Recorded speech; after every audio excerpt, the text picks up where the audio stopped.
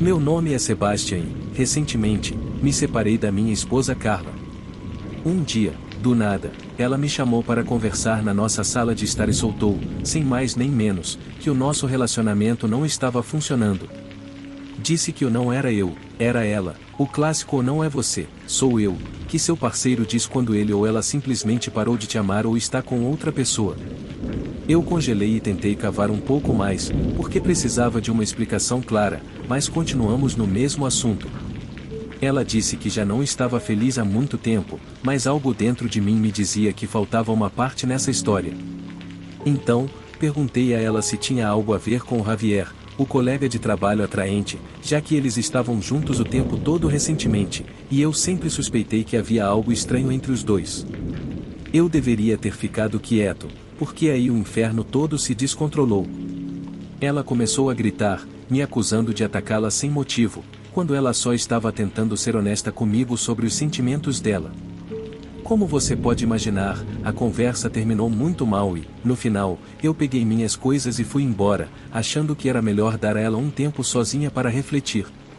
Afinal, eu amava muito a Carla e não queria perdê-la.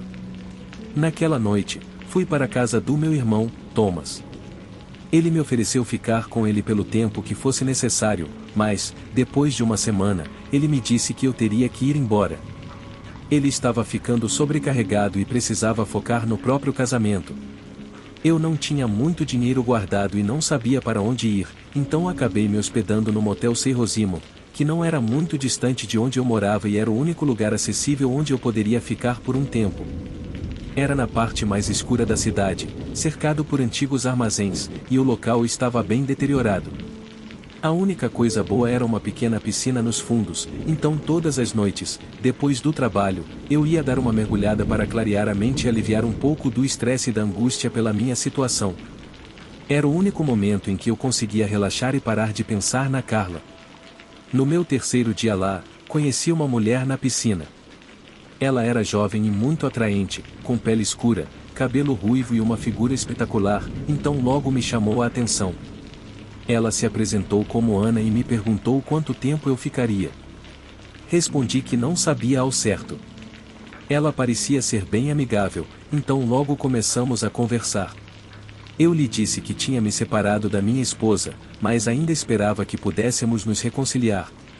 Ana pareceu um pouco desconfortável, talvez não gostasse do fato de eu ainda ser casado. Perguntei sobre ela e ela mencionou que trabalhava para o irmão, mas não queria entrar em detalhes. Ela falava pouco sobre sua vida, mas sempre voltava a perguntar sobre mim e a minha situação com Carla. Deve ter me achado um pouco inconveniente, mas no final, acabamos nos dando bem, e ela me convidou para tomar um drink no quarto dela. No começo, eu recusei, mas ela insistiu que não haveria nada de estranho entre nós, que seria apenas um encontro amigável. Então aceitei, e depois de subir para me secar e me trocar no cubículo que eu chamava de quarto, fui até a porta dela, no quarto 21. Ela me recebeu com um roupão solto que não deixava muito a imaginação e uma garrafa de vinho aberta na mão. Num instante, eu estava prestes a virar as costas e ir embora, mas ela me convenceu de que nada aconteceria entre nós, que ela só queria estar confortável e que o vinho era apenas para relaxar e bater um papo. Não sou um tolo e sei ler os sinais de uma mulher que não quer conversar, mas pensei que talvez eu pudesse passar um tempo com ela e me distrair. Estava claro para mim que não queria que as coisas passassem disso. Ainda amava Carla e, tecnicamente, ainda éramos marido e mulher, então não me sentia confortável com a ideia de ser infiel, não importava o quão atraente ela fosse. Nos acomodamos na mesinha dela e começamos a beber. Ela me incentivava a beber mais, como se quisesse que eu ficasse bêbado. Eu me servi de vários copos antes de perceber que ela mal havia tocado no dela. Então, comecei a sentir algo estranho, mas acho que o vinho já estava fazendo efeito. Mesmo assim, continuei. Conversamos sobre coisas cotidianas, filmes e música, embora, de vez em quando, ela me fizesse perguntas sobre a Carla. Não sei se foi o vinho ou o que, mas acabei falando que achava que minha esposa poderia estar namorando o colega de trabalho, o Javier.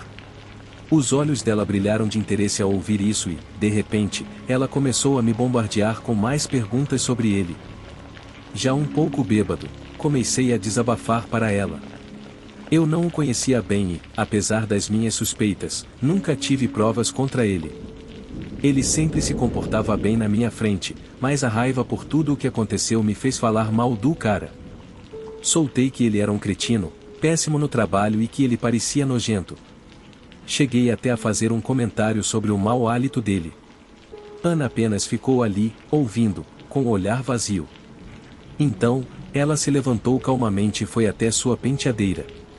Você não devia ter falado isso, ela me alertou.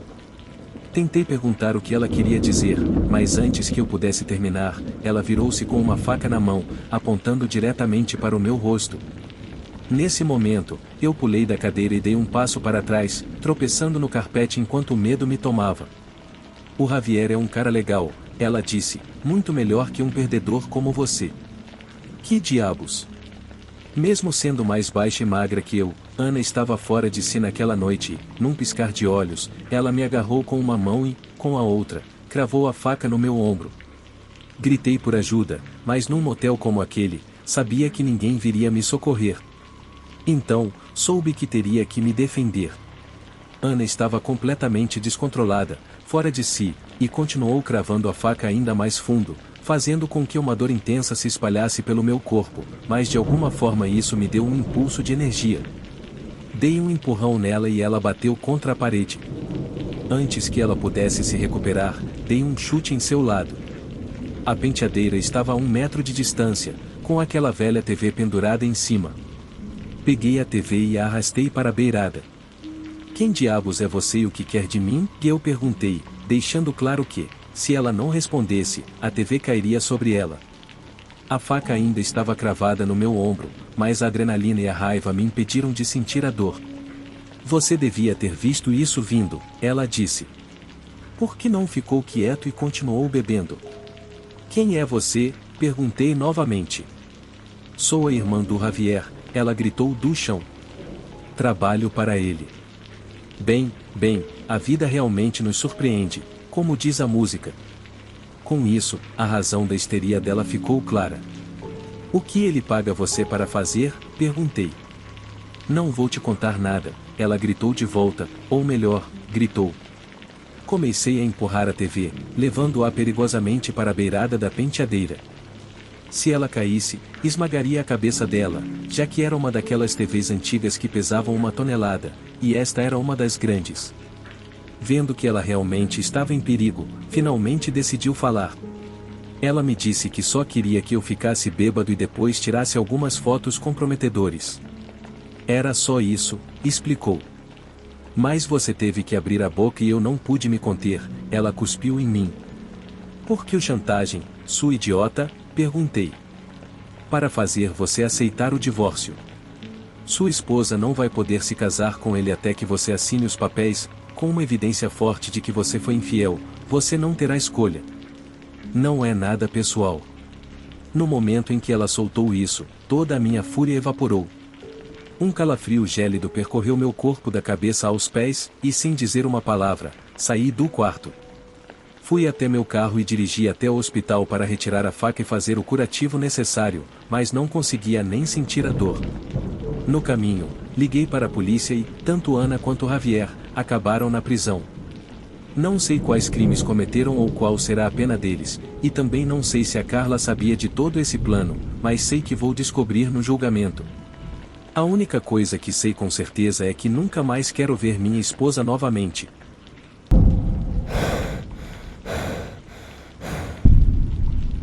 Meu irmão Jake se mudou para Nova York há alguns anos. Sempre quis visitá-lo, mas nunca tinha dinheiro suficiente. Demorei um tempo, mas finalmente consegui economizar o suficiente para passar uma semana lá. Eu pude ficar no apartamento dele, então não precisei gastar com hotéis. Quando avisei, deu para ver que ele estava super animado. Jake e eu sempre fomos muito próximos, embora eu não o tivesse visto pessoalmente desde a mudança dele.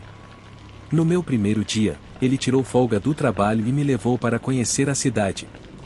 Fomos a todos os pontos turísticos, fizemos uma caminhada pelo Central Park e depois almoçamos em um restaurante que ele sempre mencionava com entusiasmo. Mais tarde, ele nos levou para Times Square para o jantar, e caminhamos por ali por um tempo, justo quando o sol estava se pondo. Era um lugar muito movimentado e interessante. Jake me guiou pelas lojas mais populares, e eventualmente, chegamos a um restaurante que ele estava muito empolgado para me levar. Ele me contou que ele e a ex-namorada haviam ido várias vezes, mas apenas em ocasiões especiais. Não me contou o que estavam celebrando, mas garantiu que eu ia adorar.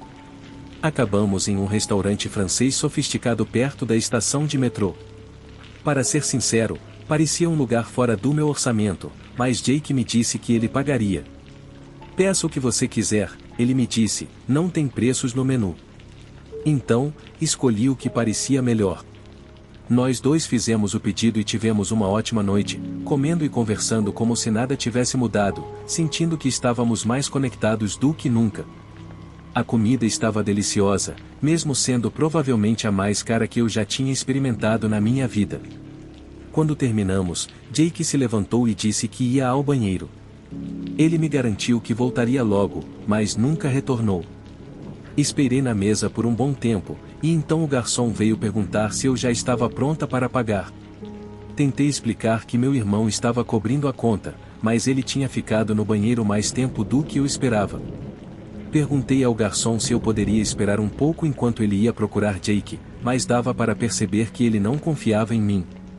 Acho que, em um lugar tão caro como aquele, eles lidam com muitos clientes tentando sair sem pagar. Então, ele me seguiu enquanto eu ia ver o que estava acontecendo com Jake. Depois de andar por vários corredores, finalmente cheguei aos banheiros e olhei dentro, mas Jake não estava lá. O garçom estava bem atrás de mim, de braços cruzados, e não parecia nada feliz. Acho que ele já tinha assumido que eu estava tentando enganá-lo. Para despistá-lo, peguei meu celular e tentei ligar para meu irmão, mas ele não atendeu. Estava prestes a tentar de novo quando Jake me mandou uma mensagem: me desculpe, tive que sair. Da próxima vez, sou eu quem paga.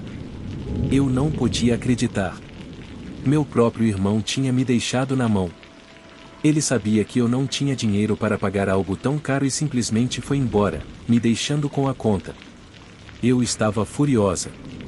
Quando o garçom chamou o chefe, os dois ficaram em cima de mim, me olhando com uma intensidade que me fez me sentir muito desconfortável. Eu estava extremamente envergonhada, e no final, eles tiveram que pegar minha carteira e pedir meu cartão de crédito. Não vou dizer quanto a refeição me custou, mas a maior parte do dinheiro que eu tinha juntado para essa viagem já tinha ido. Saí daquele restaurante correndo, peguei o metrô e fui direto para o apartamento do Jake, achando que ele estava me esperando. Pensei que talvez ele estivesse rindo da cruel brincadeira que tinha me pregado. Mesmo que ele me devolvesse o dinheiro, eu estava tão irritada e envergonhada que mandei uma outra mensagem para ele enquanto estava no metrô, mas não recebi resposta. Quando cheguei ao apartamento dele, felizmente eu tinha a chave reserva e consegui entrar, mas ele não estava lá. Decidi não ligar mais para ele. Eventualmente, ele voltaria, e quando isso acontecesse, eu o lembraria de como sempre nos demos bem quando éramos crianças. Jake nunca tinha me tratado mal assim, como naquela noite. A cidade realmente o mudou. Eu me joguei no sofá e tentei assistir algo na TV, mas estava tão furiosa que não consegui me concentrar. Depois de um tempo, finalmente recebi outra mensagem dele. Ele perguntou se eu estava brava, mas não respondi. Então ele me mandou outra mensagem, perguntando onde eu estava. Respondi que estava no apartamento dele e que estava pensando em mudar o meu voo para sair pela manhã. Ele demorou alguns minutos para me responder e então escreveu: não acredito em você. Eu estou no meu apartamento e você não está aqui. Foi estranho ele ter dito isso. Achei que ele estava tentando me fazer uma brincadeira de novo, para ver onde eu estava. Então, mandei a minha localização para ele e deixei o celular na mesa. Ele me mandou outra mensagem, mas eu não li. Meia hora depois, ouvi Jake tentando abrir a porta. Levantei, pronta para enfrentá-lo, mas quando a porta abriu, não era ele. Era um homem que eu nunca tinha visto antes, com uma arma ao lado, e ele exigiu que eu saísse imediatamente. Normalmente, eu teria feito o que ele disse, mas nunca havia me encontrado em uma situação tão perigosa. Além disso, Eu ainda estava tão irritada com tudo o que aconteceu naquela noite que não ia deixar ele me intimidar. Me impus e disse que não ia sair. Ele levantou a arma e apontou diretamente para o meu rosto. Não quero atirar em você, ele disse. Ok, eu vou embora, eu respondi, mas ele travou a segurança da arma e começou a se aproximar. Eu retrocedi até que minhas costas bateram na parede e, naquele momento, me arrependi de ter enfrentado aquele homem, porque quem quer que ele fosse, parecia muito perigoso. Tá bom, vou sair, eu disse, mas já era tarde. Ele riu e atrás de mim estava a janela. Eu dei um passo para trás e abri a janela, pensando que poderia escapar por ali se as coisas ficassem feias. Mas, ao olhar por cima do meu ombro, vi que não havia escada de incêndio, só o ar vazio e uma queda de 10 andares. Eu estava presa. Diante da minha situação, levantei as duas mãos e disse que estava indo embora. Tentei passar por ele, mas ele continuou apontando a arma para o meu rosto. Não se mova, ele disse, vocês são tão sem noção quanto aquele, vocês merecem um ao outro. Foi quando eu percebi quem era. Era o ex-namorado do Jake, Roman. Eu nunca o tinha encontrado pessoalmente, mas já tinha visto fotos dele. Eu sabia que o término deles não tinha sido nada fácil e agora ele estava ali, me ameaçando com uma arma. Por favor, eu disse, Jake não está aqui. Ele me deixou em Times Square. Ele me disse que tinha visto Jake me levar ao restaurante favorito dele, um lugar que ele havia frequentado com Jake no primeiro encontro deles. Ele estava tão traído por isso que confrontou Jake no banheiro e as coisas ficaram tensas, mas Jake conseguiu escapar pela janela. Agora tudo fazia sentido. Ele não queria me deixar ali, ele só teve que fugir. Claramente, ele não tinha me enviado aquelas mensagens, era Roman quem deve ter pegado o celular dele durante a briga. Por sua causa, ele continuou, agora sei onde ele mora e quando eu voltar, ele vai ser meu. Só preciso tirar você do caminho. Ele achou que eu era o novo parceiro de Jake. Tentei explicar que eu era irmão dele e que estava só visitando, mas ele não acreditou. Ele se aproximou, apontando a arma a poucos centímetros do meu rosto, e eu não queria morrer daquela forma. Tinha que agir rápido, então falei a única coisa que poderia deixá-lo irritado, ele nunca te amou. Ele deu um grunhido, e eu me agachei no momento em que ele apertou o gatilho. A bala saiu pela janela. Com a cabeça baixa, corri para frente e derrubei Roman. A arma voou das mãos dele, e começamos a lutar. No meio da luta, tentei derrubá-lo, mas não esperava que ele perdesse o equilíbrio e caísse pela janela. Um segundo ele estava ali com a gente, no seguinte, ele sumiu. Olhei pela janela e o vi caído lá embaixo, morto. Sem perder tempo, liguei para a polícia. Antes de chegarem, ouvi Jake correndo. Ele me abraçou e pediu desculpas 1000 vezes. Queria me explicar o que tinha acontecido com ele, mas eu já sabia. Eu disse para ele olhar pela janela e ver o que restou do ex dele. Quando a polícia chegou, tive que contar toda a história. Tinha medo de que não acreditassem em mim, mas acho que Jake já tinha dado entrada em uma ordem de restrição contra Roman, o que deu força à nossa versão. Após a ligação deles, os policiais foram embora, e Jake, finalmente, me pediu desculpas pela noite mais horrível das nossas vidas. Sem o celular, ele não teve como me avisar sobre seu ex, mas ficou aliviado por eu ter conseguido me defender. Depois disso, Jake e eu aproveitamos o restante das nossas férias juntos, apesar de tudo o que aconteceu naquela primeira noite. Honestamente, estou feliz por ter ido vê-lo.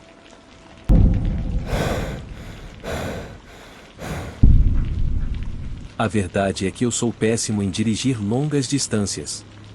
Quero deixar isso claro desde o início, porque minha falta de experiência significa que raramente dirijo por mais de meia hora de cada vez. Mas, por causa do trabalho, eu precisei fazer uma viagem de 10 horas de carro da minha cidade pequena até São Francisco, onde fica o nosso escritório principal. Eu trabalho remotamente há uns 9 ou 10 meses, então, infelizmente, essa foi minha primeira vez nessa estrada.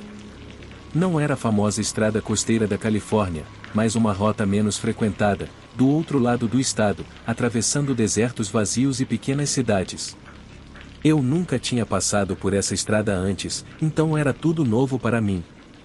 Eu coloquei o GPS e comecei a viagem às 18 horas, esperando chegar a tempo do check-in do hotel, que era às 14 horas do dia seguinte. A primeira hora da viagem foi tranquila, passei pela minha cidade e, gradualmente, os edifícios foram diminuindo até restarem apenas algumas estruturas esparsas. Eventualmente, não havia mais nada. Quase não havia outros carros na estrada. Depois de 3 horas, passei por um posto de gasolina e percebi que deveria verificar quanto combustível eu tinha. Olhei para o marcador e vi que estava quase na reserva, na verdade, muito perto de acabar. Dirigir por tanto tempo numa estrada vazia me deixou distraído e sem prestar atenção nisso. Achei que conseguiria chegar até o próximo posto de gasolina, então passei mais 20 minutos procurando por algum sinal de um posto. Mas, conforme passava cada quilômetro sem ver nenhum posto, uma sensação de apreensão e ansiedade me tomou. Eu precisava encontrar um posto logo ou acabaria ficando preso no meio do nada. A sensação de pânico tomou conta de mim, me sentindo um idiota por deixar o combustível acabar no meio do deserto. E justo naquele momento, comecei a perceber o carro balançando e trepidando. Percebi que a situação estava ficando séria. Quando achei que o motor poderia morrer a qualquer momento, vi algumas luzes distantes. Parecia ser um carro de polícia parado na beira da estrada, então decidi parar no acostamento e me aproximar. Esperava que eles tivessem um galão de gasolina ou pelo menos pudessem me ajudar. Saí do carro e caminhei em direção ao veículo. Ele tinha uma luz ao lado do retrovisor e uma barra de luz no teto, então, de trás, parecia um carro de polícia. Mas, à medida que me aproximei, comecei a duvidar se realmente poderia me ajudar.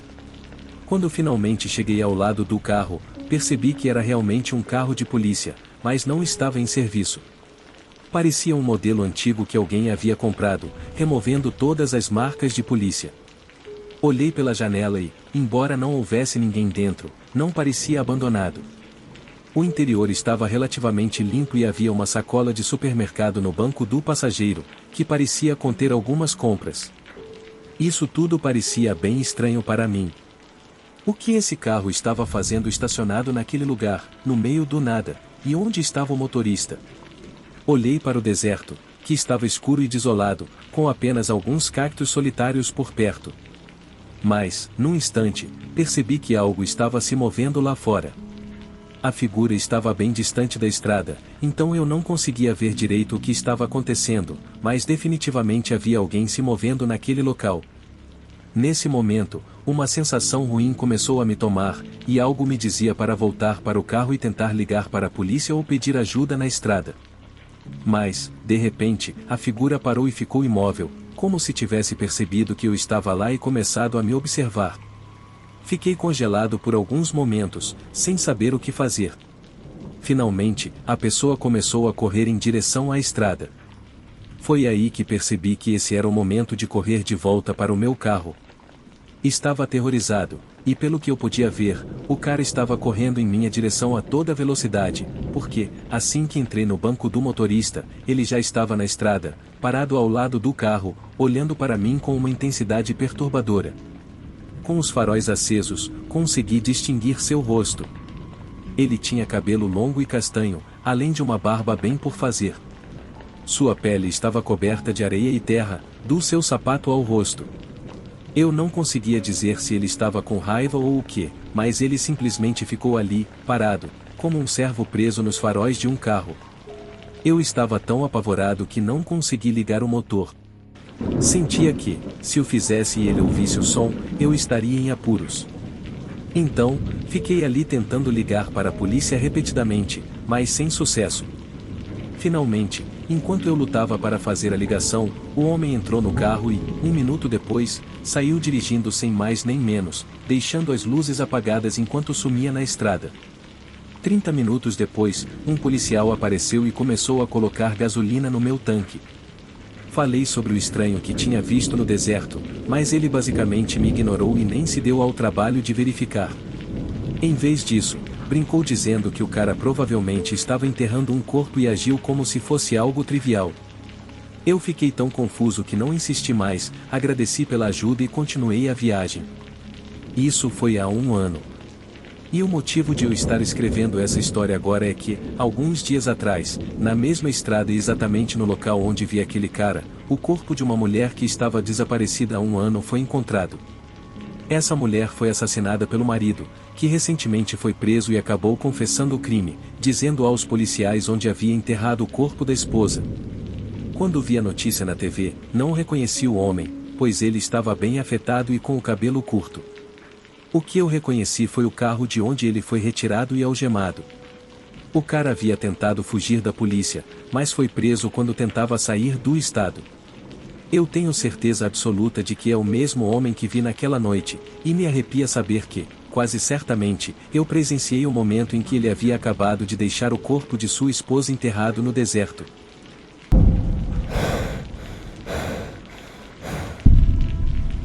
Eu sempre tive uma certa aversão a redes sociais.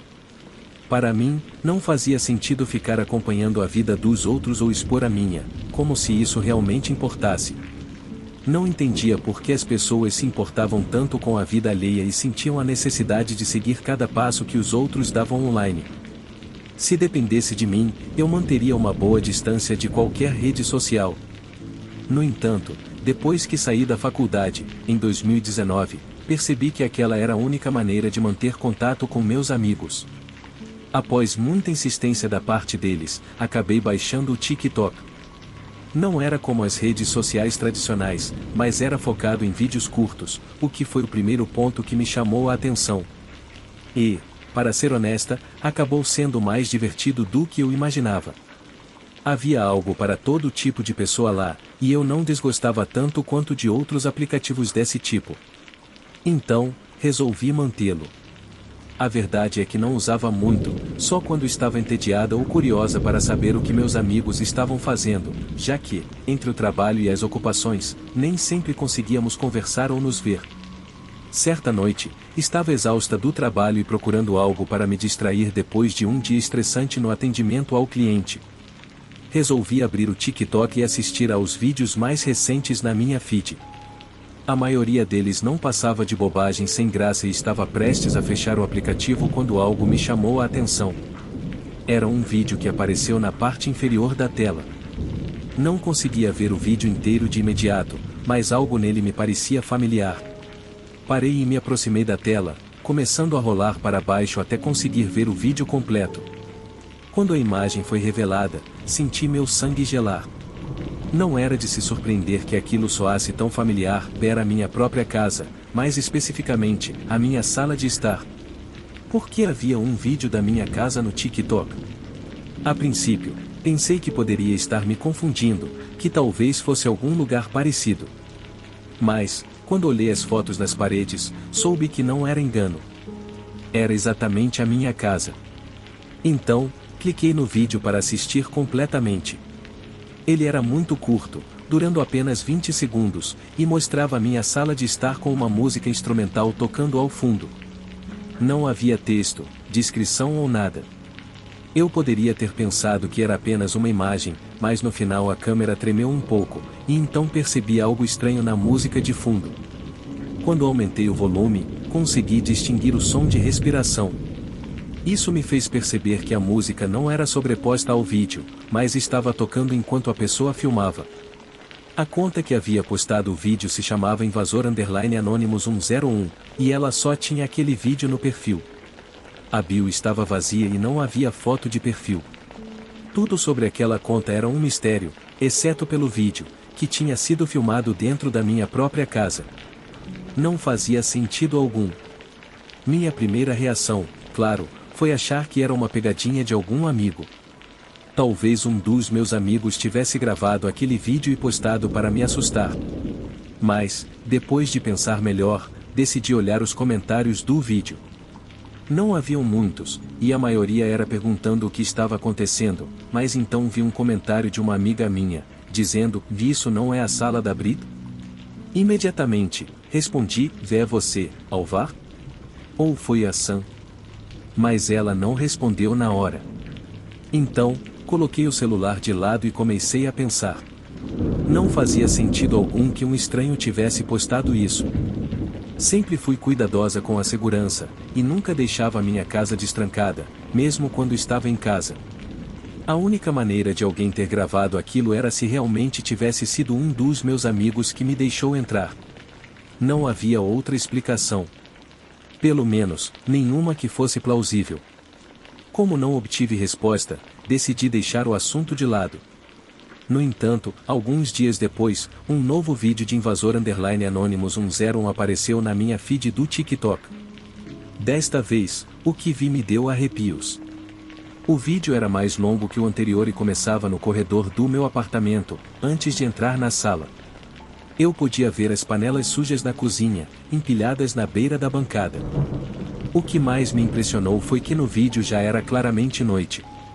Via-se o céu escuro lá fora e o brilho das lâmpadas da rua.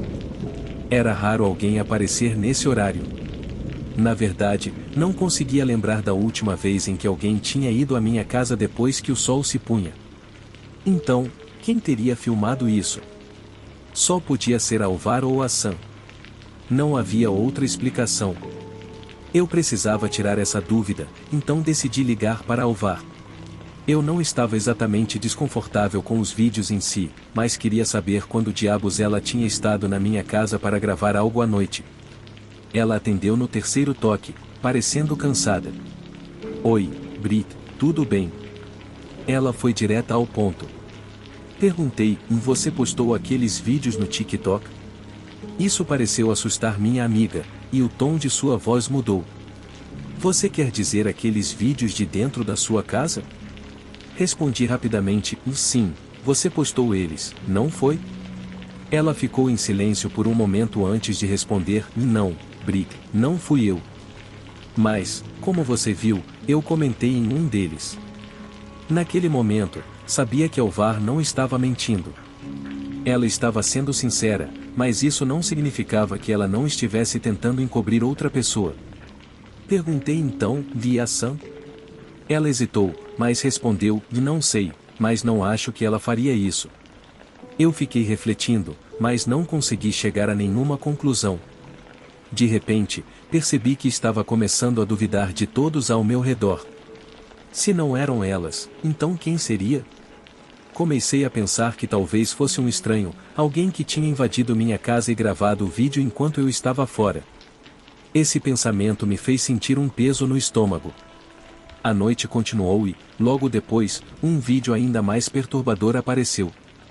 Desta vez, a filmagem não parou na sala, mas desceu até o corredor e chegou até o meu quarto. Quando vi a mão com luvas se aproximando da porta do meu quarto, meu coração quase parou. A porta se abriu, e uma fraca luz da lua iluminou a figura na cama. E a figura era eu, dormindo. Nesse momento, quis jogar meu celular longe, mas estava paralisada de medo. Eu estava vendo um estranho gravar minha privacidade enquanto eu estava inconsciente. Não sabia como reagir. Comentei no vídeo, quem diabos é você? E por que está fazendo isso? Mas o silêncio foi total. Nenhuma resposta, nenhum novo vídeo. O que se seguiu foram dias de tensão, paranoias e a constante sensação de estar sendo vigiada. Até que, uma noite, uma notificação me acordou. Não era um novo vídeo, mas uma transmissão ao vivo de Invasor Anonymous 101. O vídeo mostrava minha sala escura, e enquanto eu me aproximava do meu quarto, comecei a ouvir passos no corredor. A respiração ficou rápida. Percebi o quanto estava vulnerável e corri até a porta, trancando-a atrás de mim, deitando com as costas contra a porta. Os passos se aproximaram. Eu estava em pânico. Era real. O invasor estava ali. De repente, ouvi a maçaneta da porta se mexendo. Ele estava tentando abri-la. Com o coração acelerado, eu comecei a chorar de medo. Então, ouvi sua voz pela primeira vez, vá abra a porta, Brit. Eu sei que você está aí. Ele estava rindo, mas eu não tinha forças para reagir. A maçaneta parou de mexer, mas então ele deu um chute na porta, quebrando a tranca e me jogando para frente. O impacto foi tão forte que quase caí de cara no chão. Então, olhei para trás e o vi. Era um homem muito alto, com capô e luvas. Ele caminhava em minha direção com o celular em uma mão e uma arma na outra, apontando diretamente para mim. Gritei e implorei para ele não me machucar, mas então o som das sirenes da polícia preencheu o ar e o invasor, furioso, correu para fora da casa. Eu estava tão paralisada que não consegui me mexer. O policial entrou logo depois, me perguntando se eu estava bem. Eu mal conseguia falar, mas balancei a cabeça. Quando saí com o oficial, vi o carro da Alvar chegando, com ela e a Sam correndo até mim. Elas me abraçaram, perguntando se eu estava bem. Só depois de alguns minutos consegui me recompor o suficiente para dar meu depoimento. Ao saber da situação, a polícia informou que o homem não era meu primeiro perseguidor. Já havia feito o mesmo com outra garota, mas esta não teve a mesma sorte que eu. Ao que parece, o tal invasor tinha um comportamento obsessivo e ficava de olho em pessoas aleatórias através das redes sociais. Como ele sabia da minha vida íntima, posso concluir que me espelhou por semanas até encontrar uma brecha. Mas o pior ainda estava por vir. Dias depois, alguém postou um novo vídeo, mas desta vez não era no TikTok. Ele havia sido postado diretamente no YouTube e mostrava a sala da minha casa, agora vazia. O vídeo mostrava a sala da minha casa, agora vazia. Não havia mais móveis, nem objetos pessoais, apenas o eco do silêncio. A câmera lentamente desceu para o chão, focando em uma pequena pilha de livros, roupas e outros itens que haviam sido jogados ali. No fundo, era possível ver a porta do meu quarto entreaberta. No vídeo, um texto apareceu, escrito de forma simples: "É hora de você se mudar." Minha mente ficou em choque. Como ele sabia que eu estava planejando mudar de casa? Como ele tinha tanto poder sobre minha vida, me monitorando tão de perto? O medo voltou com força total, junto com uma sensação de impotência que eu nunca havia experimentado. No dia seguinte, decidi me mudar o mais rápido possível, mas sabia que aquela experiência havia me marcado para sempre. Eu nunca mais olharia para as redes sociais da mesma maneira. Não podia mais ignorar o risco de alguém invadir sua privacidade com a desculpa de que é apenas uma brincadeira ou uma obsessão passageira. Eu sabia que aquele homem ainda estava por aí, talvez observando, esperando uma oportunidade para voltar. No fundo, eu sentia que minha vida nunca seria a mesma, que o pesadelo não tinha acabado, e que o terror poderia estar à espreita em qualquer lugar, até mesmo nos lugares mais comuns e familiares. E, até hoje, eu nunca soube quem realmente estava por trás da conta invasor_anonymous 101. Mais uma coisa eu aprendi: a privacidade, aquela que eu tomava como garantida, já não existia mais para mim. E talvez nunca mais volte a existir.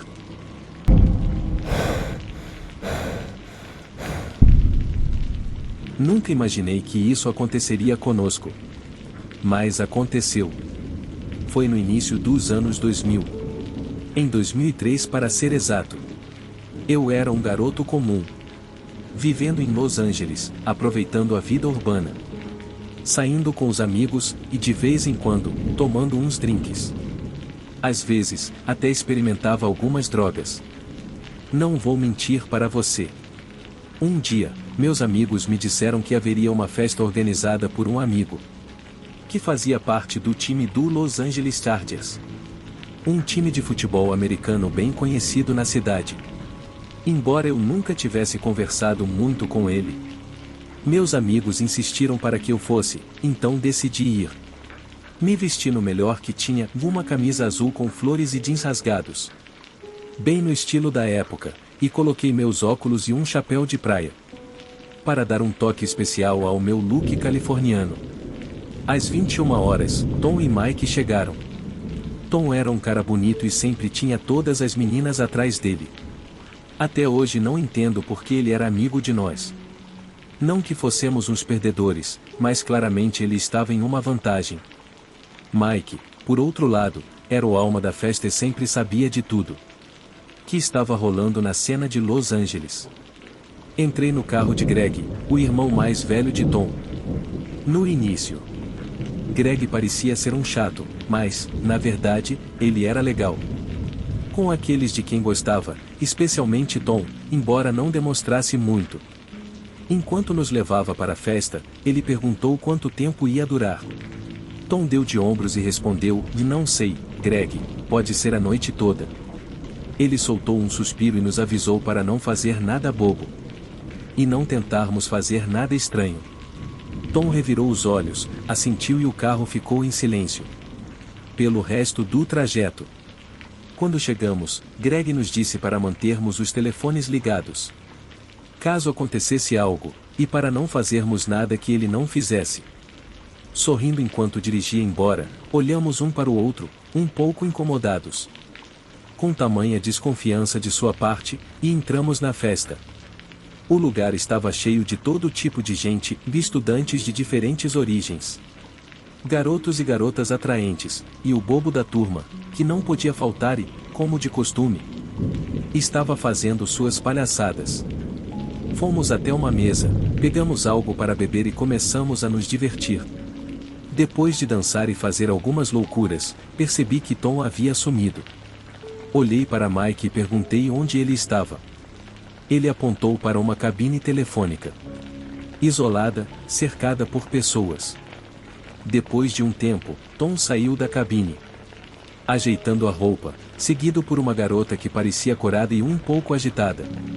Outro casal entrou na cabine naquele momento.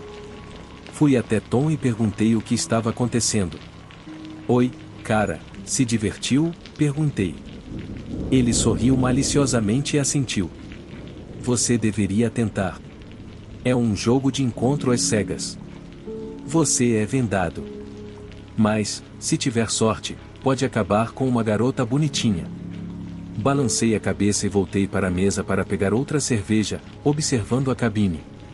Foi então que vi Mike, vendado, emparelhado com a garota menos graciosa da festa. Não consegui segurar o riso e comecei a rir.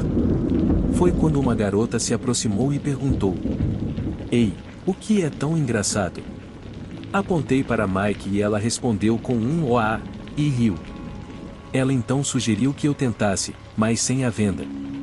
Fiquei em silêncio por alguns segundos e gaguejei, pedindo para ela repetir o que tinha dito. Ela sorriu maliciosamente, se inclinou para mim e sussurrou no meu ouvido: Eu posso ser o seu encontro às cegas, mas sem a venda. Enquanto apontava para a porta atrás dela. Por um segundo, minha mente ficou em branco, mas depois acenei com a cabeça e a segui, quase flutuando. Achei que não era exatamente o cara mais cobiçado, então decidi aproveitar a oportunidade. Já que essas coisas não surgem com tanta frequência. Entramos em uma sala cheia de fardos de palha e outras coisas. Ela me indicou para sentar e se sentou ao meu lado. Com uma sobrancelha levantada, olhou para mim e disse: Você é virgem, não é? Dá para ver pelo seu jeito.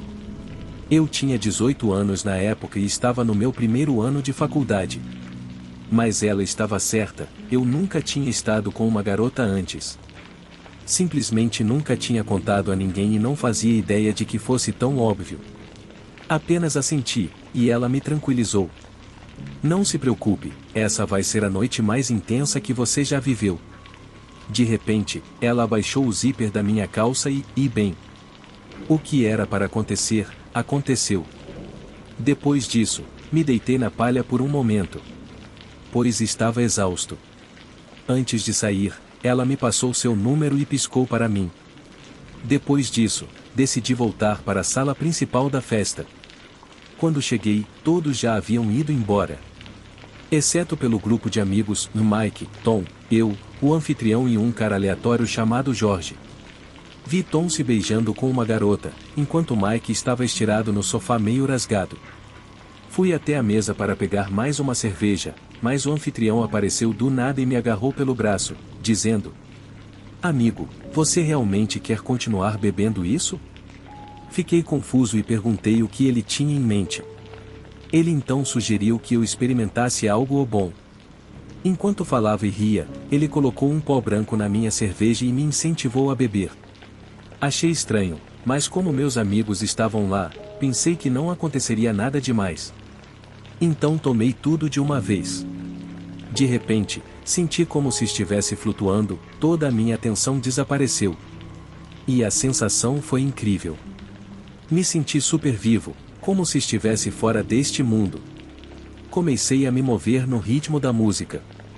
Tom e Mike notaram minha energia e se juntaram a mim na dança louca. Logo, todos começaram a fazer o mesmo e, nesse momento, qualquer coisa maluca parecia legal. Fizemos várias loucuras que, naquele instante, pareciam ser a melhor ideia do mundo. Mas, depois de um tempo, o anfitrião nos chamou, dizendo: "Que tal um jogo de homens?" Tom, curioso, perguntou que tipo de jogo era esse. E o anfitrião respondeu: "Eu te falei, é um jogo de homem, um verdadeiro jogo de homem." Ele olhou ao redor e disse: "Roleta russa." Levantei uma sobrancelha e disse: "Não é aquele jogo em que você coloca uma bala na arma e todos vão puxar o gatilho até a bala sair? Isso não é perigoso?" Ele garantiu que a arma era de brinquedo e estava carregada com balas de borracha. Fiquei cético e hesitante, mas o efeito da substância no meu sistema nublou meu julgamento. Nesse momento, o anfitrião tirou um revólver do bolso, o mostrou para todos. Colocou as balas no tambor, girou e fechou. Fiquei em silêncio, mas Mike colocou a mão no meu ombro e disse: "Vai, é só uma bala de borracha." Honestamente, a arma parecia muito real, assim como a bala. Mas pensei que, se fosse de verdade, o anfitrião não toparia o jogo. Suspirei e finalmente concordei em participar desse jogo ridículo. O anfitrião, sorrindo, colocou a arma na têmpora e puxou o gatilho. Primeiro de forma zombeteira, olhando para mim com uma mistura de desafio e nervosismo. Nada aconteceu. "Sorte a minha", ele exclamou, rindo, enquanto passava a arma para George, que fez o mesmo. Apesar de um momento inicial de receio, todos seguiram o exemplo. Tom e Mike puxaram o gatilho sem problema, e nada aconteceu também. Então, chegou a minha vez. Eu estava tremendo de medo, imaginando o pior, mas, apesar disso, Tom tentou me acalmar e segurou minha mão. Enquanto eu puxava o gatilho. Por um segundo, senti como se minha alma estivesse saindo do meu corpo. Mas então voltei à realidade sem nenhum arranhão. Comecei a rir sem entender bem porquê, talvez por nervosismo ou por causa da droga, quem sabe. Depois disso, decidimos continuar e jogamos mais 5 rodadas sem mais incidentes. Já eram quase 3 horas da manhã quando a 6ª rodada chegou. E eu já estava começando a sentir sono. Acho que o efeito do que eu havia consumido já estava diminuindo um pouco. Então, disse ao anfitrião que seria a minha última rodada. Meus amigos, que ainda pareciam ter energia para mais 3 festas, começaram a me chamar de estraga-prazer. Mas não dei atenção. Em vez disso, peguei o revólver da mão do anfitrião e disse que iria primeiro e depois ia dormir. Coloquei o cano na minha cabeça e puxei o gatilho. Nada aconteceu, como nas rodadas anteriores. Então entreguei a arma de volta ao anfitrião e fui deitar na sala onde eu tinha acabado de perder a minha virgindade. Adormeci quase imediatamente, mas depois acordei com o estrondo de um tiro, seguido de gritos e um grande alvoroço. Me levantei do velho móvel onde estava deitado e corri até a porta para voltar para onde estavam os meninos. Mas, antes que eu conseguisse abrir a maçaneta, ouvi mais 2 tiros, um após o outro. Então, tudo ficou em silêncio. Após uma pausa de vários segundos, outro tiro. Foram 4 tiros no total. Fiquei paralisado com a maçaneta na mão enquanto minha mente tentava processar o que estava acontecendo. E meu coração batia forte, como se fosse explodir. Minhas mãos estavam tremendo e demorou vários minutos até eu reunir coragem para abrir a porta e sair para o corredor. Durante todo esse tempo, minha mente girava em torno de todos os cenários possíveis para tentar entender o que acabará de ouvir. Mas nenhum deles era otimista. Com as mãos trêmulas, finalmente girei a maçaneta e comecei a caminhar lentamente em direção à sala. Minhas pernas estavam tremendo, mas, quando cheguei lá, meus piores medos foram confirmados. Deitado no sofá velho e esfarrapado estavam os corpos de Tom e Mike. Tom tinha um ferimento de bala na têmpora direita e um grande buraco de saída na esquerda, com sangue e cérebros espalhados por toda parte.